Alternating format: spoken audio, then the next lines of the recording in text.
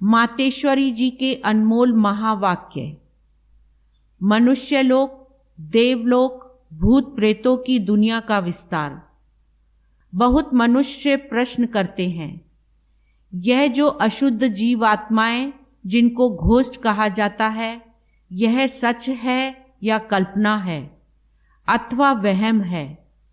उस पर आज स्पष्ट समझाया जाता है कि मनुष्य आत्मा जब विकर्म करती है तो उनको अनेक प्रकार से सजाएं भोगनी अवश्य पड़ती हैं, और भोगनी भी मनुष्य जन्म में है, ना कि जानवर, पंछी और पशु योनि में।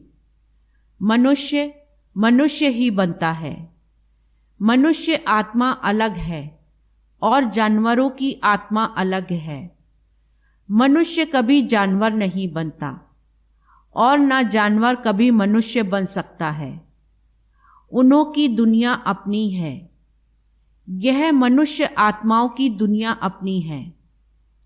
दुख सुख भोगने की महसूसता मनुष्य में जागती है, ना कि जानवरों में। जब हम शुद्ध कर्म करने से सुख भी मनुष्य तन में पाते हैं तो दुख भी जरूर मनुष्य तन में ही आकर भोगना है, और यह ज्ञान सुनने की बुद्धि भी मनुष्य तन में ही रहती है, ना कि जानवरों में। तो इस सृष्टि खेल में मुख्य पार्ट मनुष्य का है। यह जानवर, पंछी आदि तो जैसे सृष्टि ड्रामा की शोभा है।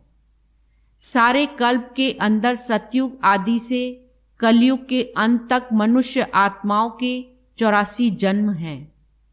बाकी यह 84 लाख तो जानवर, पंछी आदि की वैरायटी हो सकती है।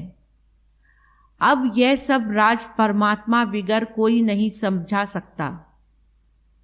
आत्माओं का निवास स्थान है ब्रह्म तत्व अर्थात निराकारी दुनिया। बाकी इन जानवरों की आत्माएं ब्रह्म तत्व में नहीं जा सकती। वह इस आकाश तत्व के अंदर ही पार्ट बजाती हैं। उन्हों का भी मर्ज इमर्ज का और सतो रजो तमो में आने का पार्ट होता है। इसलिए हमें प्रकृति के बहुत विस्तार में न जाकर पहले अपनी आत्मा का कल्याण करें, अर्थात मन मना भव। अब आते हैं मनुष्य आत्मा पर।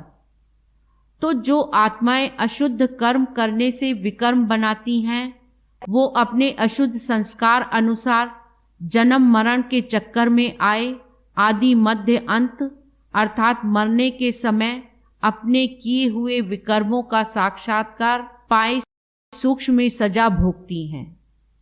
इस थोड़े समय में अनेक जन्मों का दुख महसूस होता है।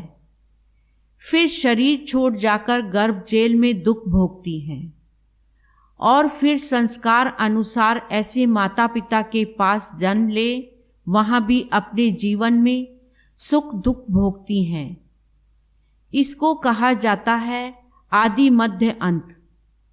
परंतु कोई आत्मा शरीर न धारण कर आकारी रूप में इस आकाश तत्व के अंदर घोस्ट बन भटकती रहती है। यह भी एक सजा है, अर्थात भोगना है।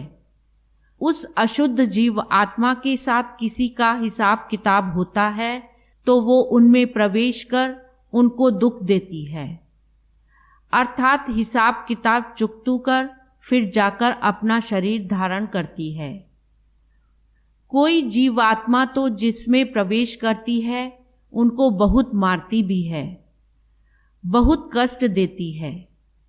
परंतु यह सब हिसाब किताब के अंदर भोगना का प्रकार है, जो सभी मनुष्य तन में ही सुख दुख महसूस होता है। यह तो आपको समझाया गया है कि जो आत्मा मुक्ति धाम से इस साकारी खेल में आती है वो बीच में वापस मुक्ति धाम में जा नहीं सकती, परंतु अपने किए हुए अशुद्ध शुद्ध कर्मों अनुसार संस्कार ले दुख सुख के चक्कर में आती है। सभी आत्माओं का पुनर्जन्म होता है, सिर्फ एक परमात्मा का नहीं होता है। अच्छा, ओम शांति।